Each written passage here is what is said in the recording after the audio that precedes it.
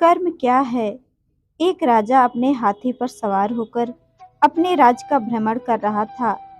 अचानक वह बाजार में एक दुकान के सामने रुका और अपने मंत्री से बोला, मुझे नहीं पता क्यों, लेकिन मैं इस दुकान के मालिक को फांसी देना चाहता हूँ।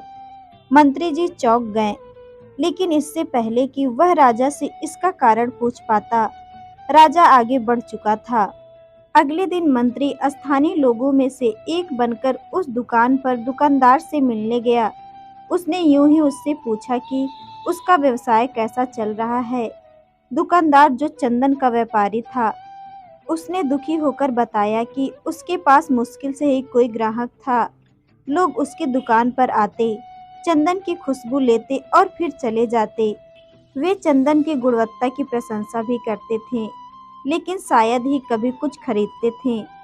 उसकी एकमात्र आशा यह थी कि राजा शीघ्र ही मर जाएगा, तब उनका अंतिम संस्कार करने के लिए चंदन की लकड़ी की भारी मांग होगी।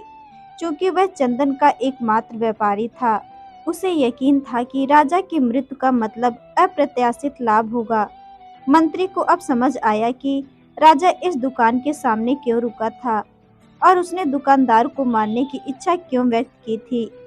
शायद दुकानदार के नकारात्मक विचार स्पंदन ने राजा को सूक्ष्म रूप से प्रभावित किया था, जिसके बदले में उसने भी उसी प्रकार के नकारात्मक विचार को अपने भीतर उत्पन्न होते हुए महसूस किया था। मंत्री एक रईस ने कुछ देर तक इस मामले पर विचार किया, यह बताए बिना कि वह कौन था या एक दिन पहले क्या हुआ था। उसने कुछ चंदन की लकड़ी खरीदने की इच्छा व्यक्त की। दुकानदार खुश हुआ। उसने चंदन लपेटकर मंत्री को सौंप दिया। जब मंत्री महल में लौटा तो वह सीधे दरबार में गया, जहां राजा बैठा था, और उसने बताया कि चंदन व्यापारी के पास उसके लिए एक उपहार है। राजा को आश्चर्य हुआ। जब उसने पैकेज खोला तो चंदन के बढ़िया सुनहरे रंग और उसकी मनमोहक खुशबू से वह सुखद आश्चर्यचकित रह गया। प्रसन्न होकर उसने चंदन के व्यापारी के पास कुछ सोने के सिक्के भेजे। राजा को भी मन में दुख हुआ कि उसके मन में दुकानदार को मारने का अशोभनीय विचार आया था। जब दुकानदार को राजा से सोने के सिक्के मिले तो वह आश्चर्यचकित रह गया। वह उस राजा के गुणों का प्रचार करने लगा, जिसने सोने के सिक्कों के माध्यम से उसे गरीबी के कगार से बचाया था।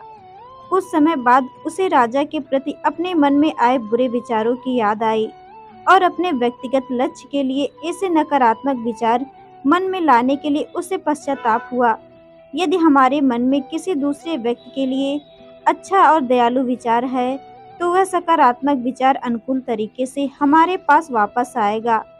लेकिन अगर हम बुरे विचारों को पालते हैं तो वे विचार प्रतिशोध के रूप में हमारे पास वापस आएंगे। कर्म क्या है? बुद्ध ने पूछा। कई लोगों ने उत्तर दिया, हमारे शब्द हमारे कर्म, हमारी भावनाएं हमारे कार्य।